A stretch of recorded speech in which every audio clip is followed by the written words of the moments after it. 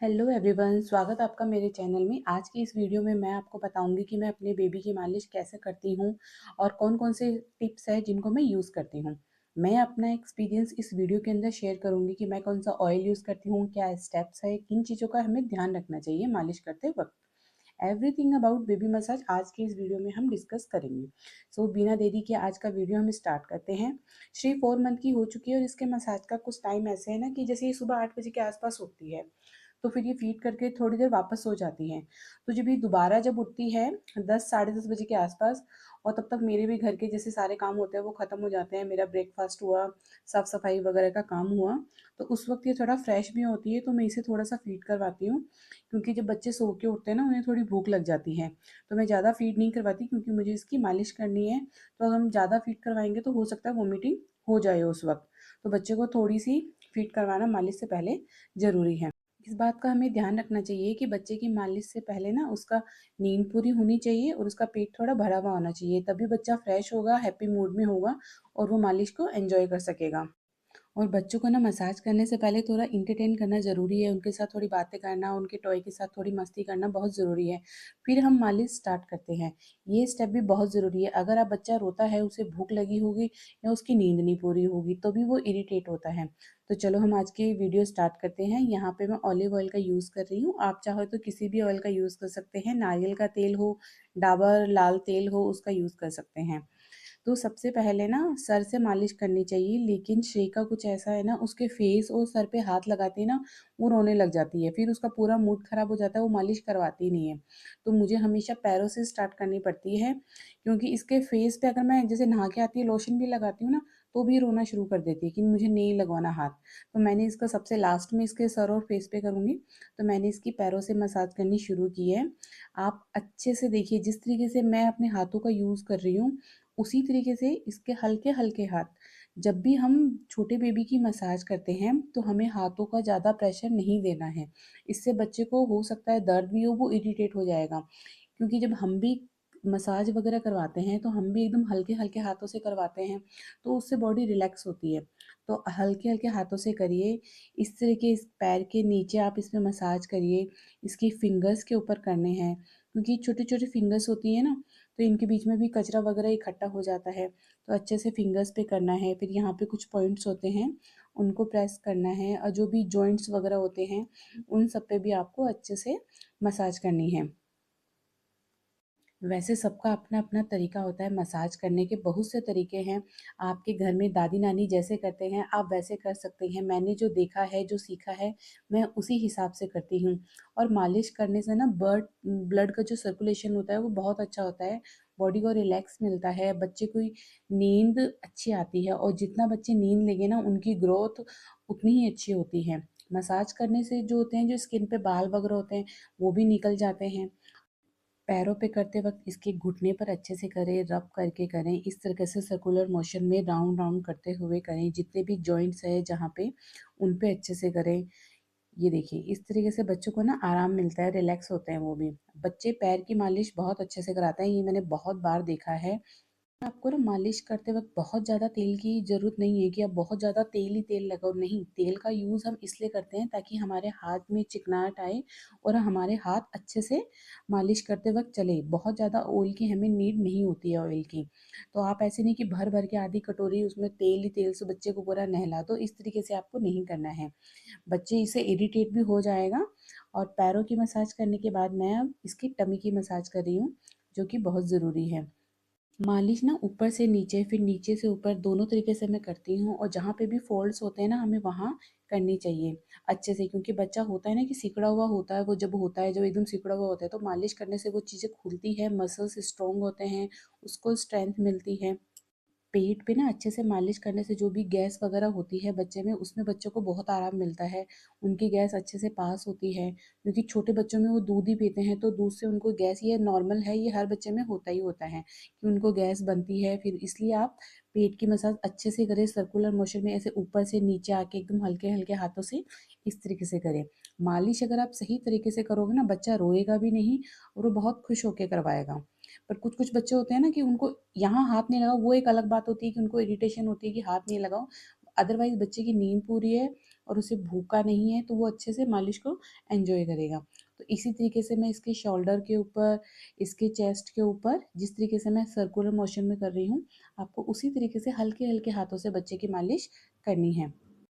कुछ बच्चों को ना बहुत गैस बनती है, तो इस तरीके से करने से ना बच्चों को बहुत आराम मिलता है। आप ट्राई करोगे तो आपको पता चलेगा। और वीडियो को पूरा देखना, मैंने प्रॉपर डिटेल में वीडियो बनाया आप लोगों के लिए कि इस तरह से क्लॉकवाइज मोशन में मालिश करने से बहुत रिलैक्स मिलता है। और मालिश का ऐसा है ना कि आपको ये नहीं कि आप इसकी घंटों घंटों मालिश करो, नहीं, अगर आप अच्छे से प्रॉपर तरीके से मालिश करते हैं तो 10 से 15 मिनट या 15 से 20 मिनट इनफ होते हैं, क्योंकि इससे ज़्यादा छोटा बच्चा ना मालिश नहीं करवा पाता है, वो इरिटेट हो जाता है। उसके बाद हम इसके हाथों की मालिश करेंगे। हथेली के ऊपर जो हथेली में अच्छे से इसकी मालिश एकदम फिंगर से इसकी ओपन करके, क्योंकि इनकी छोटी छोटी फिंगर्स होती है, हमेशा अपनी मुट्ठी को ये बंद रखते हैं, तो उसके अंदर भी ना कचरा इकट्ठा हो जाता है। कुछ मालिश करते वक्त चला जाता है और कुछ नहाते वक्त हम ध्यान रखना चाहिए, क्योंकि छोटे बच्चे जब 3 से 4 मंथ के होते हैं तो अपना मुंह हाथ में लेने की कोशिश करते हैं, तो वो इनके हाथ में भी जा सकता है। इस तरीके से फिंगर्स को अच्छे से एकदम खोल के उनकी अच्छे से मालिश करनी है हथेली पे। बच्चे जब होते हैं ना 2 से 3 मंथ के अंदर, वो ना आपकी बातों पे इतना रिस्पॉन्ड नहीं करते हैं, बस जब 3rd मंथ लग जाता है तो उसके बाद वो आपकी बातों को सुनना पसंद करते हैं, आपके साथ खेलना पसंद करते हैं। तो मालिश जो करता है ना उसके साथ एक बॉन्ड बनता है बच्चे का। माँ और बच्चे का प्लेइंग टाइम होता है तो इंगेजिंग भी हो जाता है उसके लिए। और कुछ टॉय आसपास रखो जिन्हें वो पसंद करता हो, तो अगर उसका लगे कि बीच में उसका मूड खराब हो रहा है तो उसको टॉय दिखा के आप उसे इंटरटेन कर सकते हो। यहाँ मैं डायपर में मसाज कर रही हूँ, क्योंकि मैं वीडियो में ऐसे नहीं दिखा सकती, बट आप डायपर फ्री रख के बच्चे की मसाज करना। उसका हिप्स एरिया होता है, जो थाई वगैरह होती है, जॉइंट्स होते हैं, उन पे अच्छे से आप लोगों को मालिश करनी है। और ये देखिए यहाँ पे मैं यहाँ से कोहनी से हाथ को पकड़ के और जिस तरीके से राउंड राउंड करके इस तरीके से आपको स्टेप फॉलो करने हैं हाथ की मसाज करते वक्त। और इसका जो आर्म होल होता है, यहाँ पे सीधे दोनों हाथों को ऐसे सीधा रख के इस तरीके से आप हल्के हल्के हाथों से, यहाँ मैं बिल्कुल भी हाथों का प्रेशर नहीं दे रही हूँ, इस तरीके से आपको एकदम हल्के हाथों से इसकी मसाज करनी है, एकदम फ्री होके, ताकि ये एकदम रिलैक्स होके अपनी मसाज करवाए और उस चीज़ को एंजॉय करें। और मैं फिर से कह रही हूँ, आपका बच्चा भूखा नहीं होना चाहिए मसाज करने के टाइम पे। और मसाज करना कोई फिक्स टाइम नहीं है कि आपने ये सोच लिया कि नहीं मुझे इसकी सुबह ही करनी है।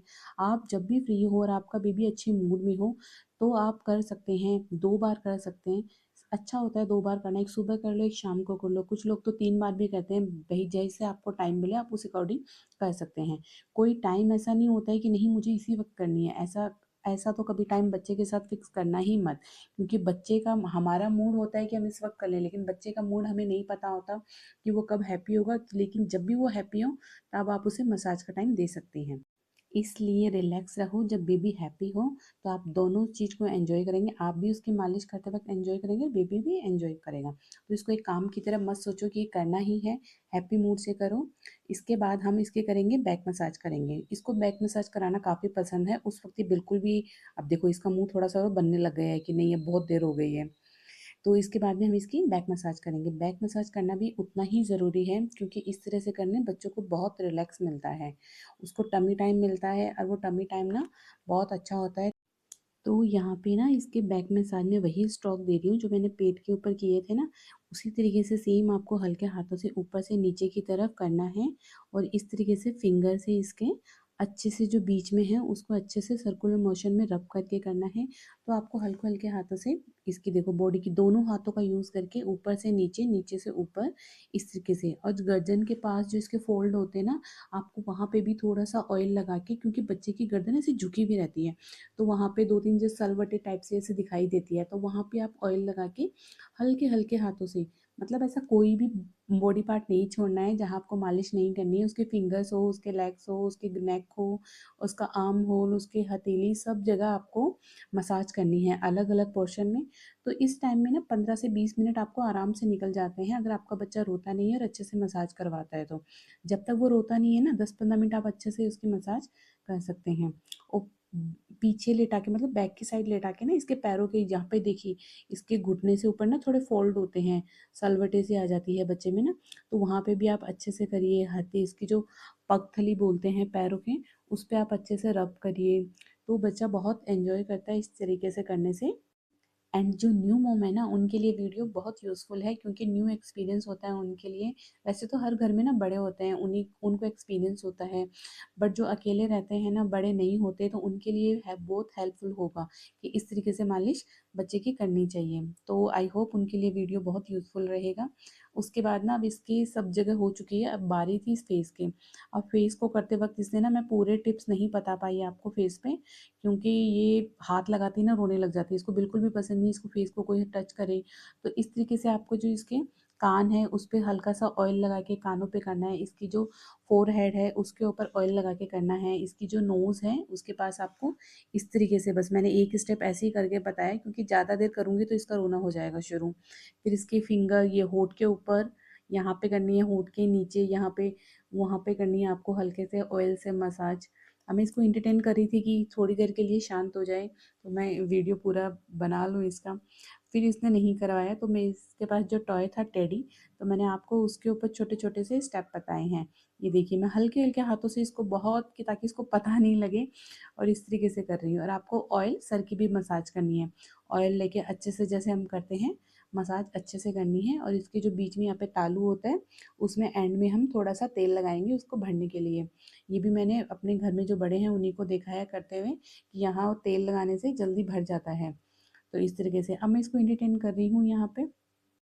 अब इससे ज़्यादा मुझे ये टच नहीं करने दे रही थी, तो मैंने इसके इसके ऊपर ऐसे बताया आपको, ऐसे नोज़ के पास से ले जाके आपको इस तरीके से करना है। इसके बाद में आपको इसके फोरहेड के ऊपर करना है, इसकी नोज़ करना है, इसकी जो ईयर्स है उस पे करना है। तो मैंने आपको इसी के फेस के ऊपर कुछ कुछ स्टेप बताए हैं, आई होप आपको समझ में आया होगा। और मैं इसकी ना ऐसे रोते हुए की वीडियो अपलोड नहीं कर सकती, वरना तो मैं आपको फेस पे भी बता देती। इसके बाद मैंने इसको ना अपनी गोदी के अंदर उल्टा लिटाया, क्योंकि उसमें ये थोड़ा-सा ना चुप थी।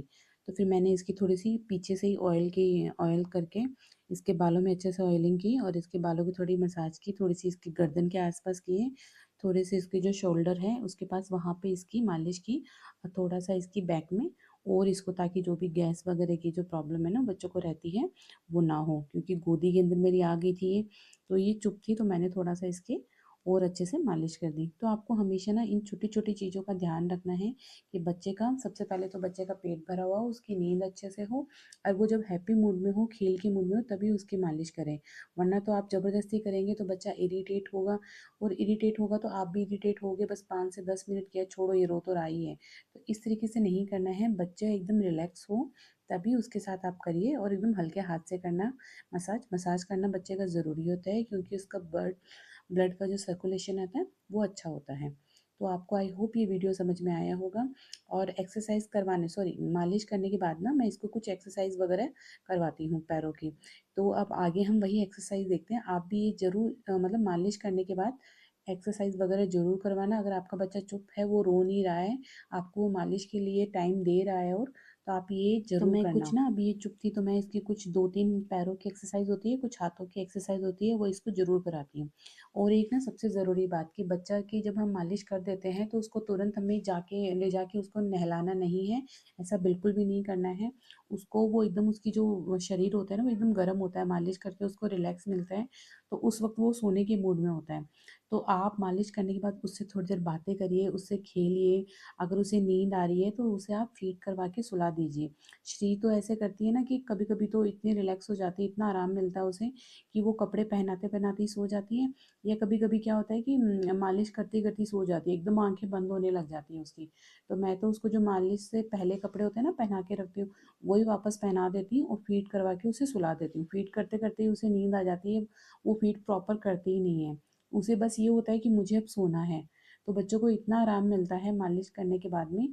तो उसके बाद जब वो एक नींद ले लेती है, कभी कभी तो वो आधी घंटा सोती है, कभी 1 से 1.5 घंटा सो जाती है, तो हम उसे बीच में डिस्टर्ब नहीं करते। जब वो सो के उठती है उसके बाद मैं उसे नहलाती हूँ।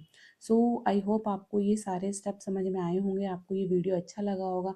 अगर वीडियो पसंद आए तो ज़रूर सब्सक्राइब करना, चैनल को लाइक करना, एंड कमेंट में बताना जो भी न्यू मोम है उनको ये वीडियो कैसा लगा, आप लोग बच्चे की मालिश कैसे करते हैं, या कुछ और टिप्स है जो आप कमेंट सेक्शन में जाके ज़रूर बताना। जो भी नई ममा है तो उनको ये वीडियो ज़रूर शेयर करना, आई होप उनके लिए यूज़फुल होगा ये वीडियो। सो मिलते हैं नेक्स्ट वीडियो में कुछ और नई चीज़ों के साथ।